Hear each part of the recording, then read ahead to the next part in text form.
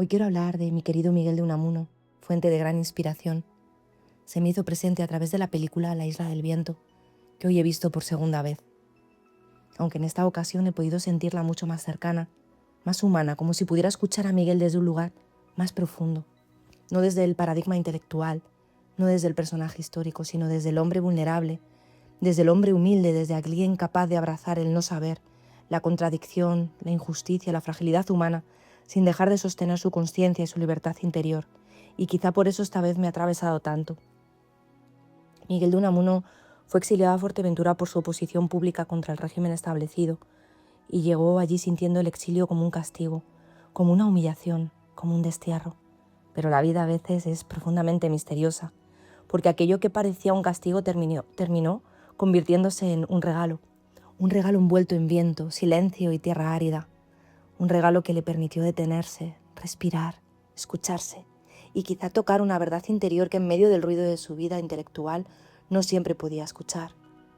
No solo la isla irrumpió en él, transformándolo profundamente, él también irrumpió en la isla, con su pensamiento, con sus preguntas, con su manera de mirar la vida, con esa presencia incómoda y profundamente libre que removía paradigmas, certezas y estructuras. Pero al mismo tiempo la isla también iba entrando en él. Y poco a poco comenzó a desnudarlo, porque Fuerteventura parecía arrancarle capas. La del gran pensador, la del personaje público, la del hombre que necesita debatir constantemente, la del intelectual que intentaba sostener su verdad a través de la palabra. Y bajo todo eso empezó a aparecer algo mucho más esencial. Un hombre cansado, un hombre sensible, un hombre profundamente vivo. En la isla se dice que caminaba sin sombrero, a veces en alpargatas. Saltaba a la comba con niños y niñas en la playa mientras recitaban la tabla de multiplicar. Conversaba y faenaba con los pescadores y paseaba lentamente frente al mar. Incluso tomaba el sol desnudo en la azotea, generando conflicto con algunos vecinos de la isla. Dicen que fue uno de los primeros nudistas de Fuerteventura. Aquella tierra silenciosa le había permitido despojarse, volver al cuerpo, a la sencillez, volver a algo profundamente humano. Y esto me conmueve muchísimo. Miguel fue un hombre brillante, pero también profundamente contradictorio.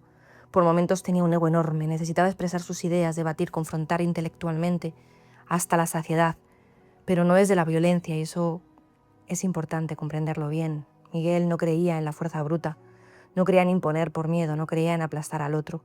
Su manera de luchar era la palabra, la reflexión, el pensamiento, el discernimiento. Era un hombre profundamente espiritual, que en muchas ocasiones perdió la fe.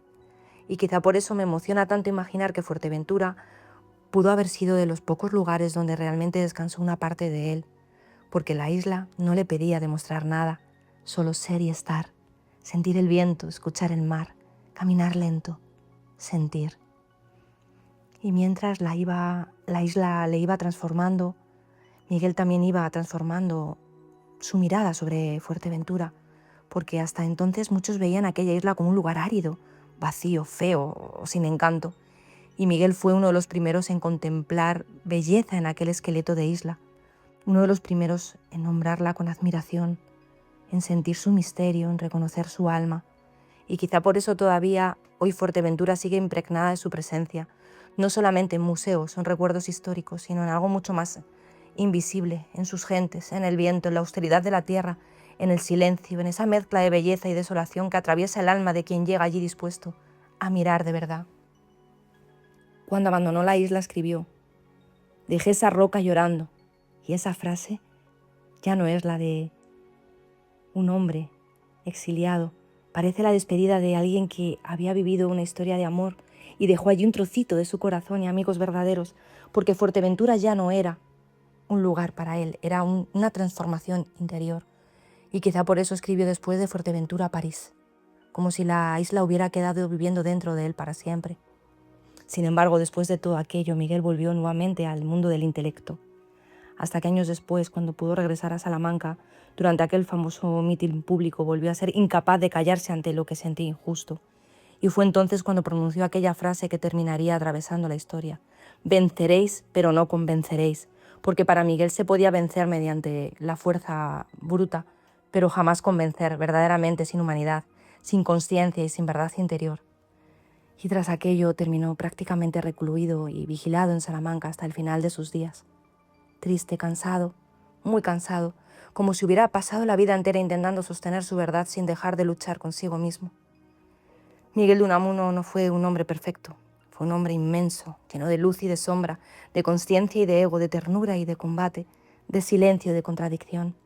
Y hay algo profundamente hermoso en imaginar que entre todas las batallas de su vida existió una isla donde por unos meses Miguel simplemente pudo ser, sin demostrar, sin convencer, sin combatir, solo respirar, mirar el mar, escuchar el viento y volver a sentirse humano.